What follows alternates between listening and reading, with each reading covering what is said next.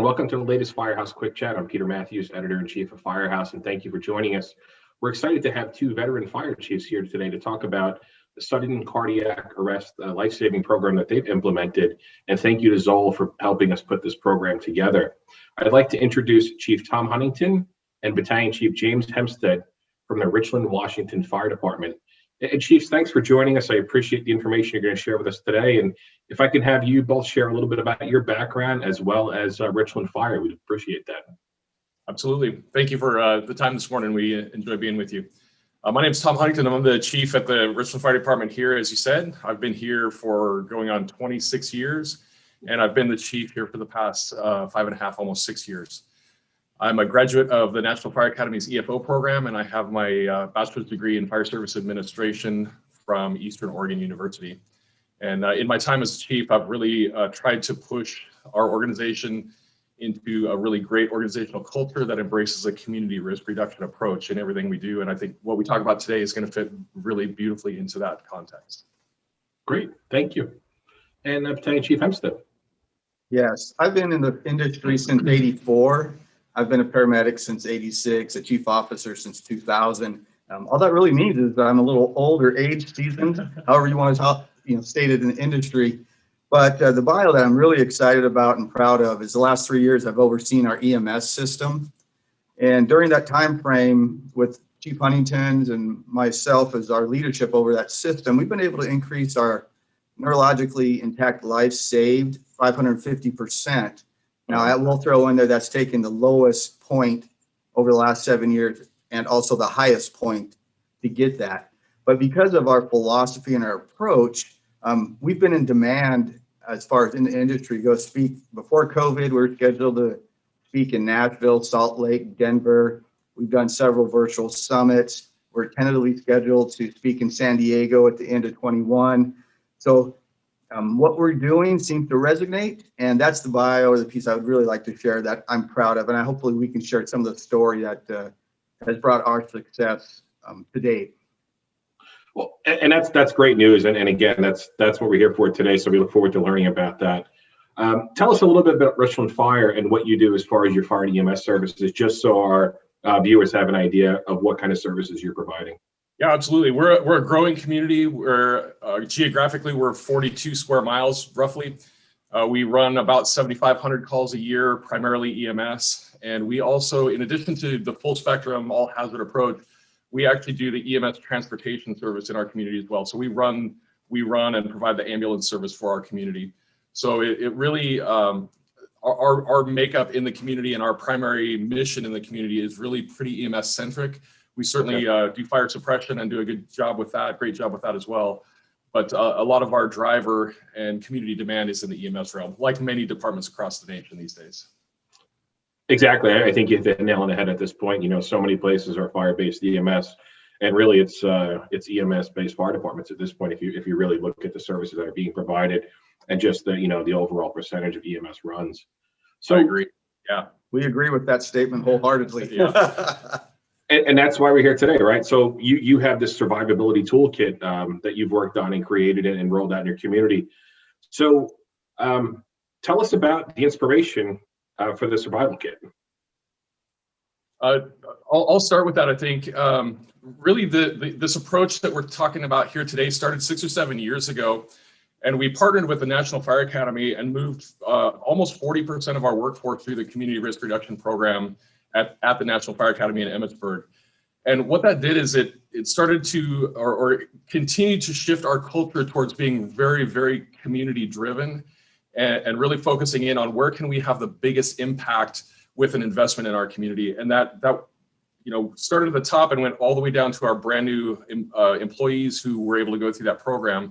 Okay. So fast forward from there a few years, and I was able to have the opportunity to be the fire chief, and I had a lot of people in the organization asking me about what Chief, what's your legacy going to be? What do you want to leave the organization when you're gone? Which worried me a little bit because I was brand new and they were already trying to get rid of me. But long-term planning, right? It was a great question, and it really caused me to think about what is that. And one of the things that I brought back to the organization in terms of legacy and impact for our community is I wanted us to be a top-tier EMS provider. What I'm most proud of out of those conversations with the department is not that I then took that legacy initiative or vision and made it happen, but the workforce grabbed hold of it and the workforce made it happen.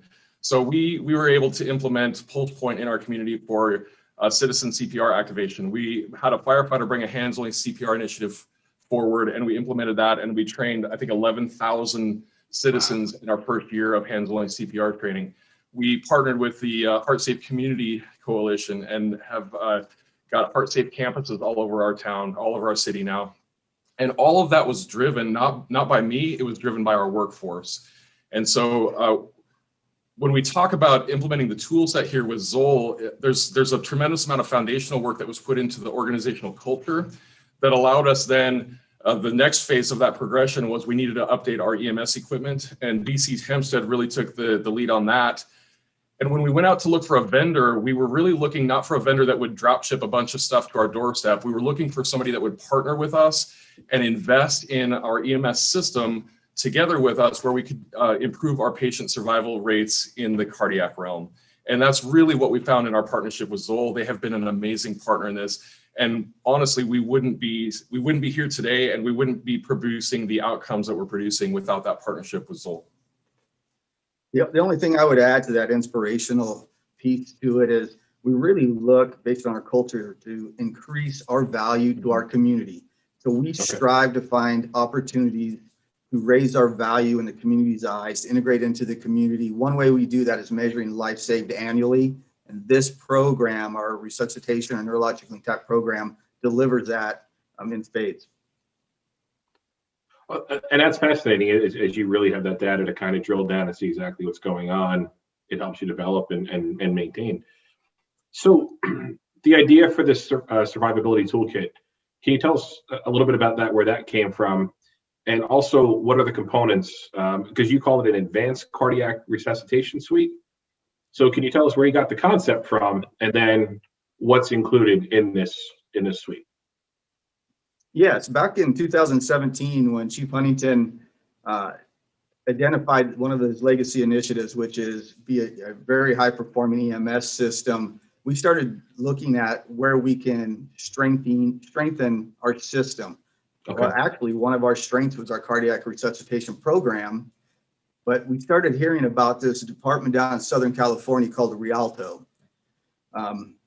So the vendors brought some of the information. We saw some information online. I was sitting there trying to see what they were doing, because historically our save rates and our Utstein, all these other things were above where they've been. And all of a sudden they're more approaching the top in the industry.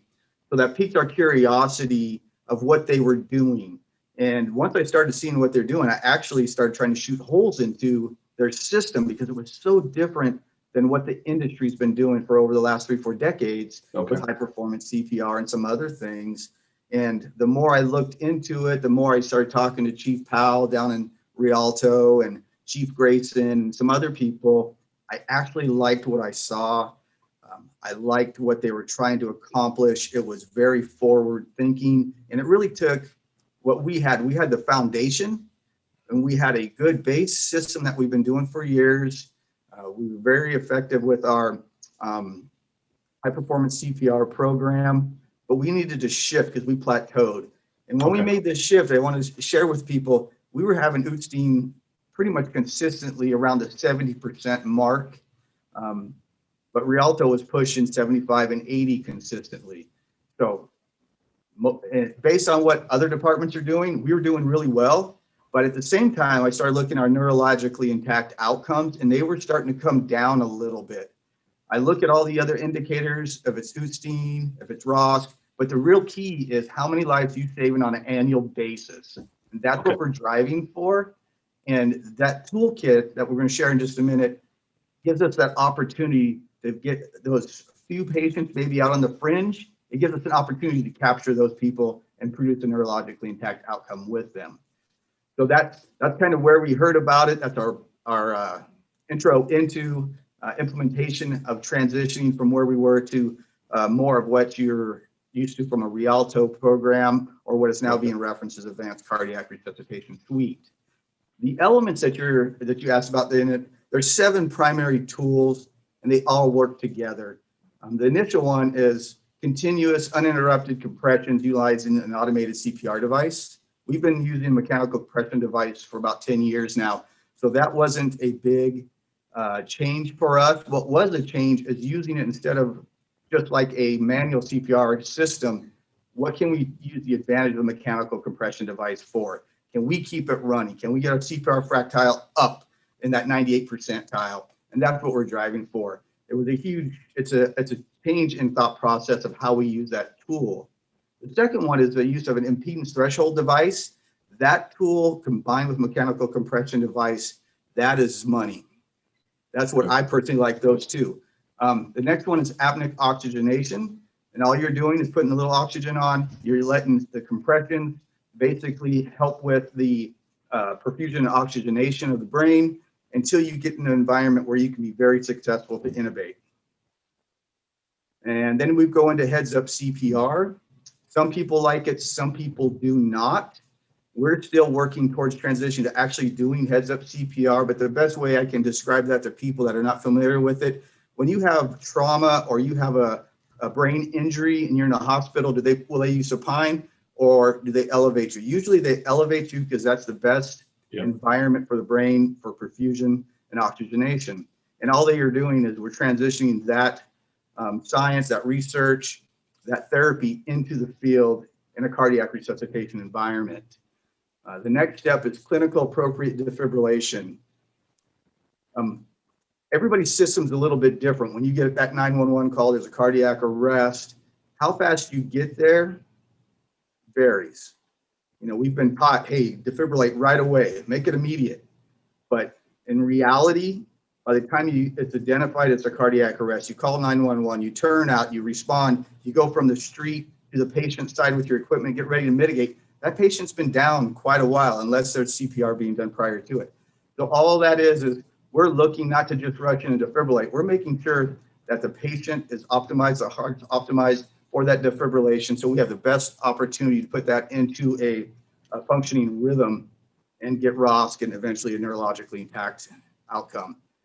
The use of expanded waveform for capnography, that's probably the toughest one for the workforce to change because they're so used to looking at that from, hey, let's stop, let's do pulse checks and see if we got ROSC. What you're looking for now is you're actually using tools to identify ROSC so you don't have to stop compressions. So there's looking at it differently.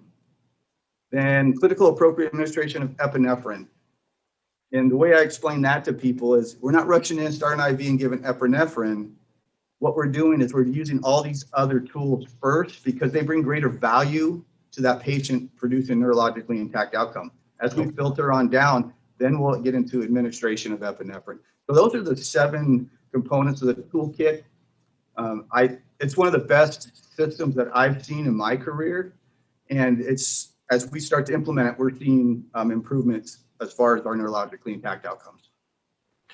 So of those 7, is there anything that you can remove, you know, for the sake of not potentially having the equipment or, you know, not having that availability of personnel, staffing, et cetera? Is there anything you can remove out of that 7 to take it down to 6 steps or 6 components? I'm going to give you a long answer, and then I'll give you the short answer you're looking for. What we do is we have a holistic approach to our cardiac resuscitation. Either phase 1, and that's the pre-arrival. That's the community optimization. What we have found out is our neurologically intact rates are more than double if a bystander CPR is in place. So we want to make sure that we're working very hard on the front end before that 911 calls in or that cardiac arrest happens. So we have the best opportunity for bystander CPR. That's phase 1 of our program. And then that leads us to phase 2, which is what we're talking about, is the toolbox. What are you going to do? What your responders are going to do when they get to the scene? Are they going to be progressive? They have a mindset, they have the tools, and they know what each tool is producing in that sequence. That system optimizes the patient to produce neurologically intact outcomes. Okay. And then the third phase of that is post-incident. This is critical. What do you do in post? When you get back, what's your system doing? There's feedback to your crew. If you measure and improve your system, then you also celebrate for success. You got to optimize those 3 phases to have a true neurologically intact outcome program or initiative. Now back to your answer, is there any one tool that you can pull out? And the answer is no. If you want to maximize the result, maximize the opportunity to produce neurologic impact outcomes, you want to use all 7 in a synergistic environment because that's what it's designed for. You start pulling one out of it, it actually complicates the system. Chief Huntington. Yeah, this absolutely. is a community-based program. So how have you gotten in the community engaged in being a part of this program?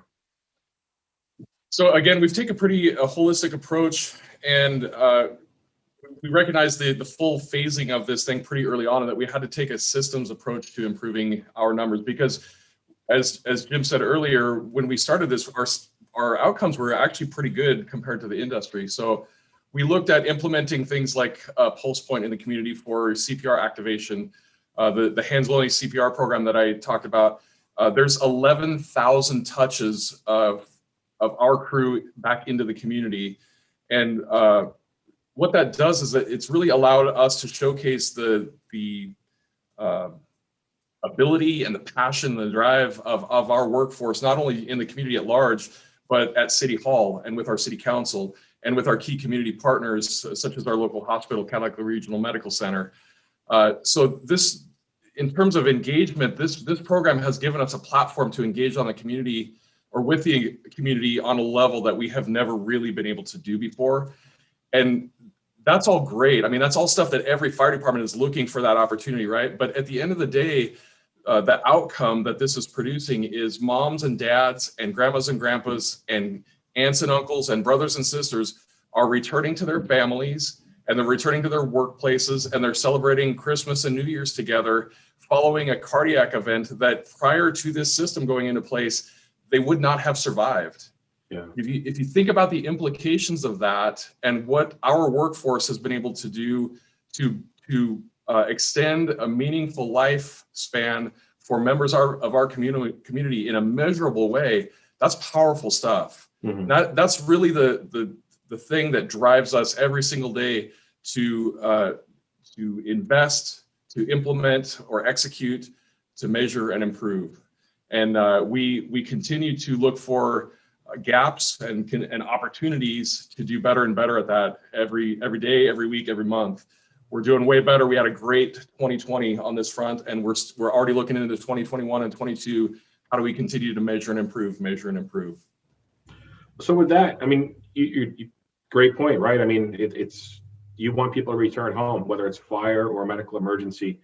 So tell us about some of the successes you've had since you've implemented this program in the community, because it sounds like you're already on the way to having a lot of success that will be shared all over the place at this point. Yeah. So again, I think some of the primary success is we were able to do this, and really these programs and initiatives that make up this whole approach have been grassroots efforts up, not directed down from me. And so this has really given us an opportunity for our employees to shine, and for them to demonstrate the passion and drive that they've got to serve this community. It's also really reinforced that cultural shift that we want to continue to make in coming alongside the emergency response component of the service that we provide to the community. That's core mission. We will always have 911 calls to answer, and we're going to be damn good at that service. In addition to that, our workforce is really wired now to take a look at what value can we add to our community alongside 911 response? What can we bring to the community with our skill sets and our knowledge and our experience to improve outcomes, to improve quality of life, to save lives, to protect property? And it turns out there's a whole host of things that we can invest in to really increase our value to the community. So when City Council looks to me as the fire chief and says, what are we getting for our $16 million a year budget? I can tell you what, I can stand loud and proud in front of them and have a list that makes them proud of their fire department, their EMS service in their community. And again, that's what we're all striving for as agency administrators, is that connection with our policymakers, that connection with our community, and that connection with our own leadership and our organization. And this program has really been a catalyst to help us do all of those things. One of the things to our success has been, is when we started this program, we intentionally wanted to make it a community initiative. That was key based on the Yes. leadership of Chief Huntington and myself. Standalone, we weren't going to be as successful or have the strength to continue a strong program moving forward from a sustainability standpoint. But as soon as you turn this into a full community initiative, we found partnerships. Yep. We found people interested in participating in something good. Most people do not have the opportunity to be involved in something where they can say, hey, I helped save lives, Yeah. or I can be part of this good initiative. It brings value to them. And for us, it was huge to basically integrate even further into our community. That is, to me, the essence of what we're trying to accomplish and where we found our success. It's not a Richland Fire program. It is a City of Richland and surrounding area initiative. And a key partnership in that is Zoll. But 100%. Yeah, absolutely. Yeah, that's not a bad way to sell it, right? There's nothing better than saving somebody else's life. And if you take some relatively easy steps to take part in this program, whether it's a family member, a neighbor, a coworker, a friend, if you're that entry level point into saving somebody's life, I mean, that's something that you do. And do you do any programs with the community? Like if you do have a save, do you have an opportunity to kind of honor and or acknowledge their efforts? Yeah. I'm glad you actually asked that, because I was hoping we could get to that. We did our first chain of survival ceremony September prior to COVID-19. Okay. Honestly, it was one of the most impactful things that we've done in the history of our organization. And I say that from two fronts. One was the families and the patients who recovered and were neurologically intact and exited the hospital and went back to a happy, productive life, right? Very, very impactful. But I have to tell you, the impact on our workforce in celebrating that was like nothing I've ever seen. And I would bet that over half of the people, half of our people that were recognized in that ceremony came up to me after, within the week or two following, and said, that was unbelievable. That brought so much meaning to what we're doing and why we're doing it. And just comments along those lines, that it really helps them understand all these investments that we're asking them to make and the changes that we're asking them to make and the improvements, right? And they can see the outcome of that in a living, breathing human being who is with us this year, who might not have been with us prior to this program. That's really powerful stuff. That's great. I mean, hands off to you for all the work that you've done. I mean, it's incredible. And we hope to hear, other departments are implementing, this video is a great opportunity for them to learn more about it and then take the next steps to get their communities involved. So Chiefs, I really appreciate you joining us today to talk about this. And before we wrap up, is there anything else you'd like to say? I'd just like to thank you and Firehouse for giving us this opportunity. We love telling our story. We like to contribute to the industry as a whole.